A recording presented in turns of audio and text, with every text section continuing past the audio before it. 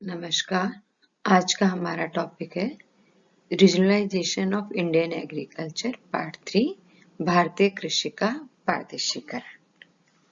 पिछले वाले वीडियो में भारतीय कृषि का जो हम पारदर्शीकरण कर रहे थे उसमें भारतीय कृषि प्रदेश agriculture region by P Sen Gupta द्वारा कर रहे थे। पी सेन गुप्ता ने इंडियन एग्रीकल्चर जो रीजन्स हैं उनको 4 भागों में डिवाइड किए थे। तो पहला पार्ट हम कर चुके थे, पिछली क्लास में हमने किया था, जो 4 पार्ट में उन्होंने डिवाइड किया था। हिमालय कृषि प्रदेश, शुष्क कृषि पेटी, उपाद्र कृषि पेटी, आर्द्र कृषि पेटी। तो हिमालय कृषि पेटी हम पिछली क्लास में कर चुके हैं। अब आगे का पार्ट का हम करते हैं। सेकंड जो इन्होंने डिवाइड किया था, सेकंड जो इनका था शुष्क मेखला, ये इसको हम कह सकते हैं शुष्क कृषि पेटी। इस कृषि प्रदेश को 2 मध्य स्तरीय प्रदेशों में वर्गीकृत किया हुआ है।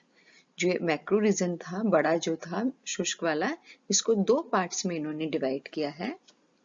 पहला है शुष्क उत्तरी पश्चिमी मैदान और दूसरा है शुष्क प्रायद्वीपीय पठार। तो जो शुष्क उत्तर पश्चिमी मैदान है, इस कृषि प्रदेश के अंतर्गत पंजाब का मैदान, राजस्थान का मैदान, अरावली की पहाड़ियां, सौराष्ट्र तथा कच्छ महाद्वीप सम्मिलित है। पंजाब के मैदान में जलतल ऊंचे जबकि अन्य भागों में निम्न है। इस प्रदेश के फसल प्रारूप में पूर्णतः विविधताएं पाई जाती है तथा लघु स्तर पर इसको और भागों में बांटा जाता है। राजस्थान शुष्क मैदान, फिर है राजस्थान अर्ध शुष्क, दक्षिणी पंजाब एवं दक्षिणी पश्चिमी उत्तर प्रदेश, उत्तरी पंजाब मैदान, अरावली पहाड़ियां, सौराष्ट्र एवं कच्छ। इन भागों के अंदर इसके अंदर हमने इनको डिवाइड किया है। दूसरा आ जाता है शुष्क प्रायद्वीपीय पठार।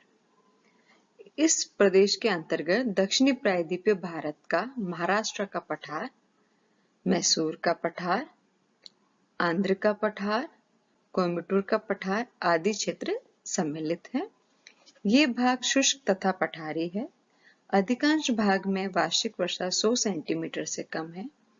यहाँ की जो मिट्टी है वो लावायुक्त तथा काप है। कुछ खंडों में लाल मिट्टी भी मिलती है। इस प्रदेश की प्रधान खेती ज्वार बाजरा की है। काली मिट्टी पर कपास तथा सिंचाई सुविधा वाले भागों पर गेहूं तथा तिलहन की खेती की जाती है। अत्यधिक शुष्कता के फलस्वरूप कपास की खेती प्रभावित होती है। विशेषतः प्रत्येक 5 वर्षों में महाराष्ट्र के अहमदनगर, सोलापुर तथा बीजापुर जनपदों में एक न एक बार सूखा अवश्य पड़ता है। सज्जन संयोजन के आधार पर कृषि प्रदेशों को और भागों में बांट सकते हैं। ताप्ती नर्मदा दोआब, ऊपरी गोदावरी बेसन, ऊपरी भीमा कृष्णा बेसन, तुंगभद्रा बेसन और रायलसीमा पठार। तीसरा हमारा आ जाता है जो थर्ड मेजर पार्ट में इन्होंने बांटा है, वह उपाद्र कृषि पेटी। उपाद्र कृषि पेटी सब ह्यूमिड जोन। उपाद्र कृषि पेटी को धरातलीय स्वरूप के आधार पर 4 मध्य स्तरीय उसके अंदर इन्होंने बांटा है। 3 भागों में इन्होंने बांट दिया है। ऊपरी एवं मध्य गंगा मैदान, फिर इन्होंने उपाद्र प्रायद्वीपीय पठार और उपाद्र तटीय मैदान। पहले वाले की अपन बात कर लें। इसके अंदर ऊपरी और मध्य गंगा मैदान, इस मैदान में गंगा यमुना दोआब तथा रोहिलखंड का मैदान सम्मिलित है। यहाँ का अधिकांश भूभाग संचित।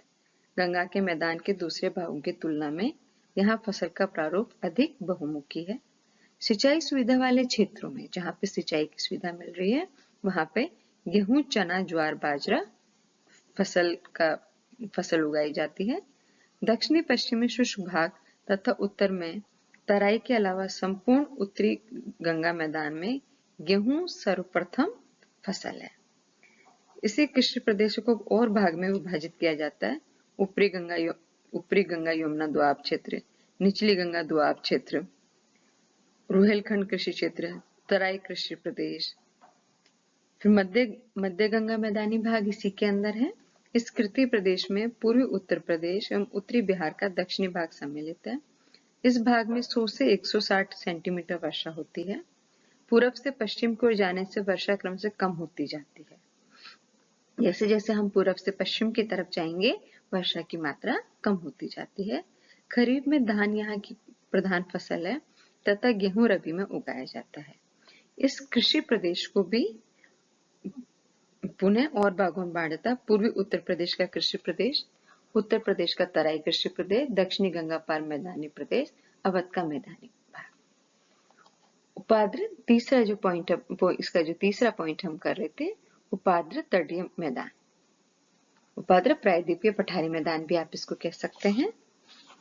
इस कृषि प्रदेश में मध्य प्रदेश के अलावा मालवा पठार से दक्षिण में तमिलनाडु पठार का विशाल उच्च भाग सम्मिलित है। इस प्रदेश में ज्वार, बाजरा, गेहूं, चना, कपास, धान, तिलहन, मूंगफली आदि फसलें उगाई जाती है। इसको और भागों में बांटा जा सकता है। इस कृषि प्रदेश को 5 प्रदेशों में ज्वार, बाजरा प्रधान फसल है तथा यहाँ से 5 लघु प्रदेशों में कपास, धान, चना, गेहूं प्रमुख उपज है। इसको सह संयोजन संपूर्ण क्षेत्र के 3/4 भाग पर विस्तृत है। इसको ये 5 रेगर प्रदेश मिट्टी के मैदान है। मालवा का पठार और सीमावर्ती राजधानी मैदान, यहाँ ज्वार, बाजरा, कपास, गेहूं का खेती की जाती है। ताप्ती नदी घाटी मैदान, दक्षिणी पश्चिम महाराष्ट्र के पठारी क्षेत्र, दक्षिणी पश्चिम महाराष्ट्र के पठारी क्षेत्र, उत्तरी तेलंगाना, अभी जो हम पाठ कर रहे थे उपाद्र प्रायद्वीपीय पठार कर रहे हैं हम, तो इसके अंदर हमारा ये आ गया उत्तरी पश्चिमी महाराष्ट्र वाला भाग आ गया। दक्षिण तेलंगाना तक कर्नाटक का पठारी भाग, दक्षिण तेलंगाना एवं कर्नाटक का पठारी भाग, और फिर आ गया आपका तमिलनाडु वाला भाग आ गया, और फिर ये आ गया दक्षिणी मालनाद का मैदानी भाग। फिर आ जाता है उपाद्र तटीय कृषि प्रदेश। तीसरा जो इसका पॉइंट है, उपाद्र कृषि प्रदेश, उपाद्र तटीय कृषि प्रदेश। धान यहाँ की मुख्य फसल है। इसका विस्तार आंध्र प्रदेश के श्रीकाकुलम जनपद से तमिलनाडु राज्य के तिरुनेलवेली जनपद तक श्रृंखलाबद्ध है। इसके अतिरिक्त गुंटूर तथा वेल्लोर जनपदों में धान की अपेक्षा ज्वार, बाजरा अधिक महत्वपूर्ण उपज है। सागर तटीय काप मिट्टी वाले भागों में धान प्रमुख फसल है। यहाँ पर सिंचाई की सुलभता है, सिंचाई की जाती है। धान की खेती के बाद तिलहन तथा दालें पैदा की जाती है। सूखी रेतीली मिट्टी में ज्वार, बाजरा का उत्पादन होता है और इसको और भागों में आप बांट सकते हैं। श्रीकाकुलम तो विशाखापट्टनम क्षेत्र, उत्तरी आंध्र प्रदेश तट हो गया। फिर कृष्णा गोदावरी डेल्टा, दक्षिणी आंध्र प्रदेश, तमिलनाडु तट, दक्षिणी पूर्वी तमिलनाडु और गुजरात। फोर्थ वाला पार्ट आ जाता है, जो 4 मुख्य है उसमें चौथा वाला आ जाता है आद्र कृषि पेटी, humid zone, humid agriculture zone. इस कृषि पेटी में पूर्णतः पूर्वी पठारी भाग, पश्चिमी तटीय भाग, उत्तर पूर्वी पहाड़ियां एवं पठारी भाग सम्मिलित है।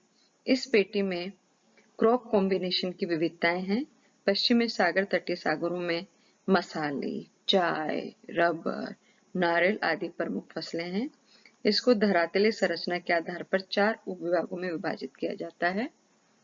डेल्टाई तथा घाटी काप मिट्टी प्रधान, उत्तरी पूर्वी प्रायद्वीपीय पठार लेटराइट मिट्टी प्रधान, पूर्वी पहाड़ियों पठारी भाग वंशांचित कृषि प्रदेश, पश्चिमी तटीय कृषि प्रदेश। तो पहला इसका भाग जो आता है डेल्टाई तथा घाटी काप मिट्टी प्रधान। इस प्रदेश के अंतर्गत ब्रह्मपुत्र घाटी, गंगा तथा महानदी की डेल्टाई भाग सम्मिलित है। संपूर्ण भाग में धान प्रमुख फसल है। इसके अतिरिक्त जूट तथा चाय आपकी कैश क्रॉप्स हैं। इस कृषि को फसल संयोजन के आधार पर और भागों में बांट सकते हैं।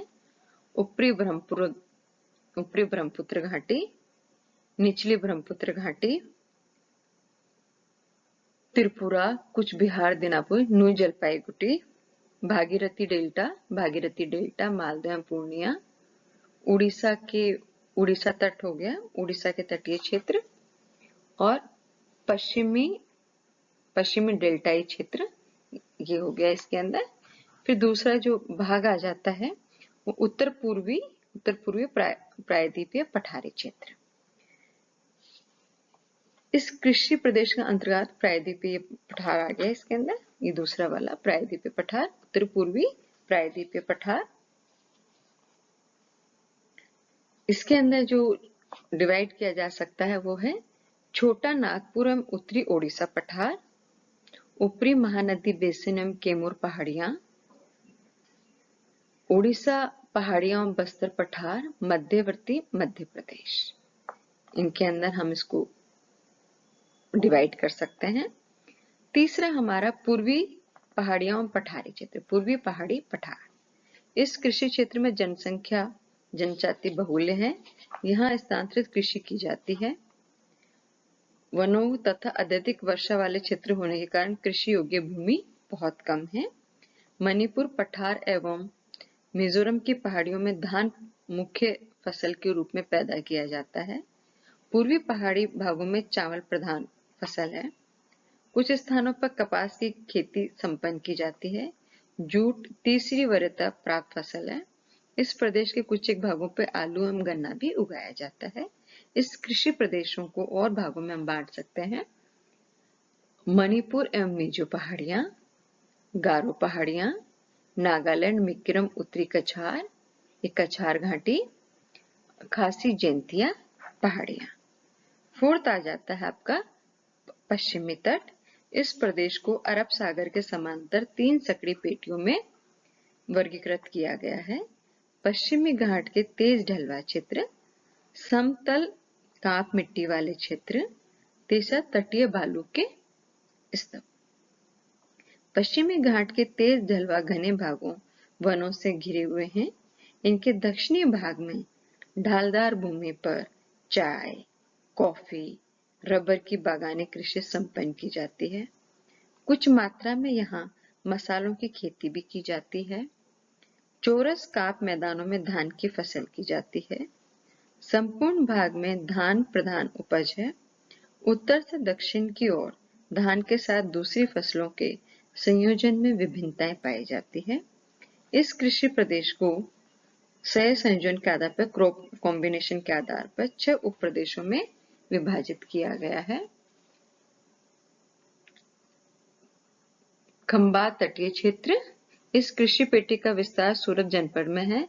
कपास, ज्वार, बाजरा, धान का सही संयोजन प्रारूप है, क्रॉप कॉम्बिनेशन है। फिर आ जाता है उत्तरी कोंकण तट, उत्तरी कोंकण तटीय क्षेत्र। इसमें महाराष्ट्र का कोलाबा तथा थाना जनपद सम्मिलित है। धान, बाजरा, कपास इसका क्रॉप कॉम्बिनेशन है। दक्षिणी कोंकण तटीय क्षेत्र, इसमें महाराष्ट्र के रत्नागिरी जनपद सम्मिलित है। धान, ज्वार, बाजरा, तिलहन क्रॉप कॉम्बिनेशन यहाँ पे मिलता है। फिर है कर्नाटक तटीय प्रदेश। इस प्रदेश में उत्तरी एवं दक्षिणी कनार जनपद आते हैं। धान, तिलहन, नारियल, कॉफी का सही संयोजन प्रारूप है। चौरस काप मृदा में धान, तिलहन एवं गन्ना प्रधान फसल है। तटों में नारियल तथा घाट प्रदेश में कॉफी की उपज है। उत्तरी मालाबार तटीय प्रदेश, इसमें केरल के कन्नौर तथा कोझिकोड जनपद सम्मिलित है। धान, नारियल, मसालों का यहाँ पे क्रॉप कॉम्बिनेशन पाया जाता है। दक्षिणी मालाबार तट, नारियल, धान, चाय, कॉफी का यहाँ पे क्रॉप कॉम्बिनेशन पाया जाता है। तो भारत में कृषि प्रदेशों को वृत्तों पे 4 पेटियों में, मध्य स्तर पर 11 पेटियों में तथा लघु स्तर पर 60 क्रॉप कॉम्बिनेशन में विभाजित किया गया है। प्रमुख कृषि फसलों में 7 फसलें ज्वार, बाजरा, धान, गेहूं, कपास, चना, मूंगफली तथा नारियल वृत्ता श्रेणी में भिन्न भिन्न प्रदेशों में प्राथमिक फसल है।